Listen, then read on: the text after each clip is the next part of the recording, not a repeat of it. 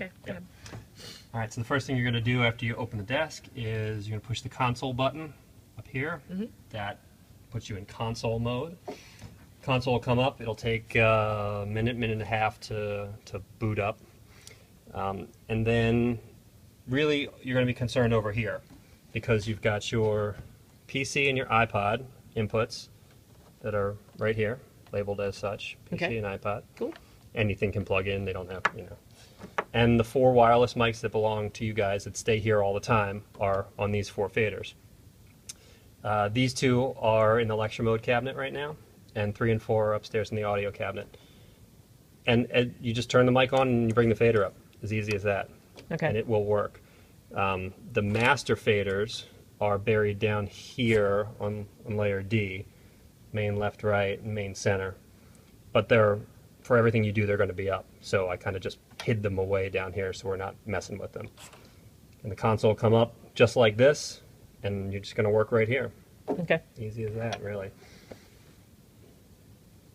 When it does come, let's say there is a tap feed, and then do you have to, like upstairs, there were buttons at the top that matched what was back there. So is there anything up here I need to know about?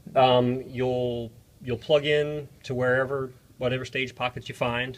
Those numbers will match up with these numbers.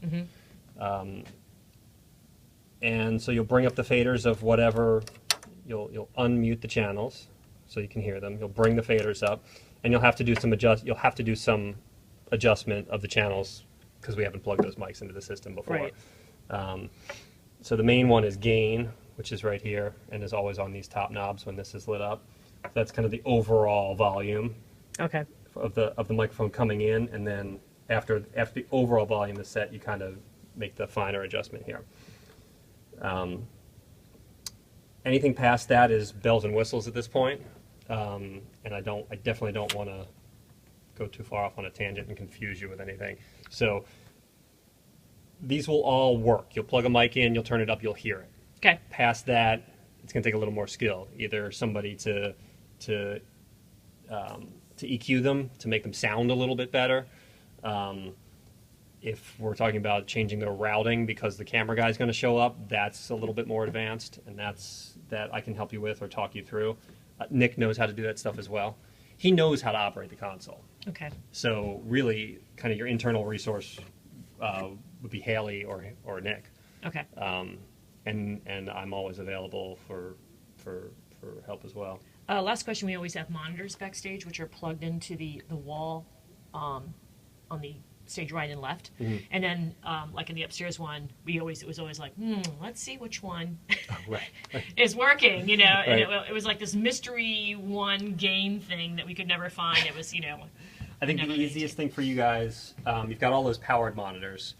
The easiest thing would be just to, well, we've already got monitor mixes. Oh, I just forgot I need to do something. These are all set up as monitor mixes. These 8 aux groups is what they're called. These are the leftover labels from Jukebox, but I'll get rid of those. You can basically plug in as many monitors as you want. You just have to have some kind of concept of what you're doing, So if you're gonna, you probably just need side fill. Correct. Right. You just need to hear the music. Right. So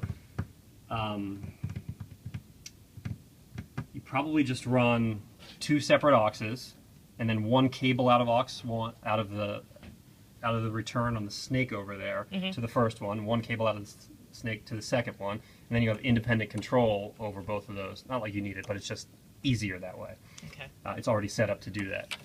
Basically, the snake on stage left is ready to spit out 8 monitor feeds if you needed them, and the console's patched to do that. All you need to do is basically say you got your floor mics here. You just need to put those mics into that mix, which is as simple as, so say you've got your floor mics here, and I'm going to put them into mix 1. So I put the mix button on this aux mix, and then I bring those up in that aux mix. Okay. And then I'm out of it, and I'm done. And now we're back. Now we're adjusting the PA. Now we're adjusting the monitor mix. Okay. And again, Haley knows how to do that. Nick knows how to do that. So it's just a matter of putting the microphones you want into the mix that you want. Okay. And then you had said like layer A is what it was like defaulted to.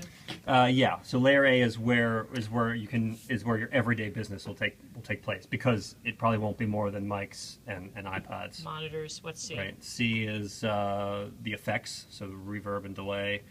Yeah. Probably only going to use those on shows, and then D is kind of the master level. So Okay. you've got your main left, right, your main center, and then your matrix outputs. The one of these I'm calling the record output, because that's the one we're always going to use, is the record output. And basically the way this works is this gets fed by these two. So an equal amount of left, right, and center goes into this, which is then your output to camera Okay. or anybody. And also,